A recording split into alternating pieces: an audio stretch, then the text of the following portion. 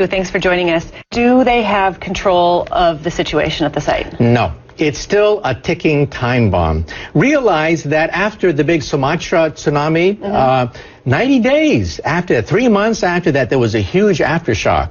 If they have another aftershock, and they're not in cold shutdown yet till next year, the accident could start all over again. It's like hanging by your fingernails. Yeah, it's stable, but you're hanging by your fingernails. Americans think this crisis is over, or that some even think that maybe it's solved or it's contained. It's not. What's happening right now?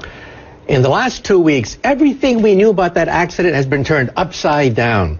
We were told 3 partial meltdowns, don't worry about it. Now we know it was 100% core melt in all 3 reactors. Radiation, minimal, that was released. Now we know it was comparable to the radiation at Chernobyl. And as far as evacuation, 12 miles, that's it. You don't have to evacuate beyond 12 miles. Now they find hotspots, 4 hotspots outside the evacuation zone. 34,000 school children now have radiation badges when they go to school. Kindergartners with radiation badges. Down to 4 years of age. Can you imagine that? Kindergarten kids with radiation badges going to school. So all the mythology of the accident has been turned upside down because utility has finally fessed up to how severe this accident really was. In your view, did they not know how bad it was, or they knew and they didn't tell, or they just were completely blown away by the scope of the disaster? I'm a physicist, and we tried to reconstruct the accident in our computers given the feeble amount of information they gave us. We knew it was much more severe than they were saying because radiation was coming out left and right. So, in other words, they lied to us. They knew how much radiation was coming out. They knew the danger. They knew how much core melting was taking place, but they tried to put a happy face on it. As a reporter, within hours of the earthquake and tsunami, within hours, not even a day, there were already statements from the company and from the International Atomic Energy Association saying that there had been safe shutdown of all of the reactors. And we know, of course, in the end that simply wasn't true. But from the very beginning, they were trying to tell us that this was a safe situation. Within hours of the accident, we now know it was like the Keystone Cops. People that are clueless, headless, just running around crazy, not knowing what to do. We can now reconstruct that accident minute by minute, hour by hour, and we can see this chaos that erupted in the leadership of the utility. What's happening to the people who are working there now? Well, as you know, workers are being sent in, and they're getting, like a year's dose of radiation just within like 10 minutes at a time.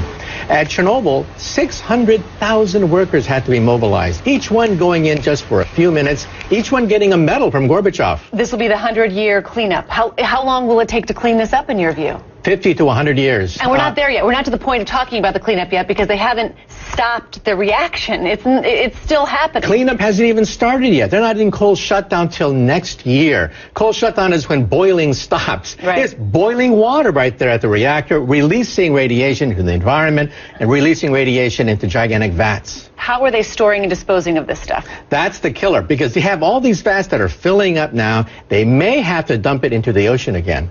At that point, the Chinese, the Koreans, the fishermen, they get up all in arms because there's so much damage that every time you put water in, it leaks right out again, highly radioactive, and it's filling up at the site now. So what do they do with it?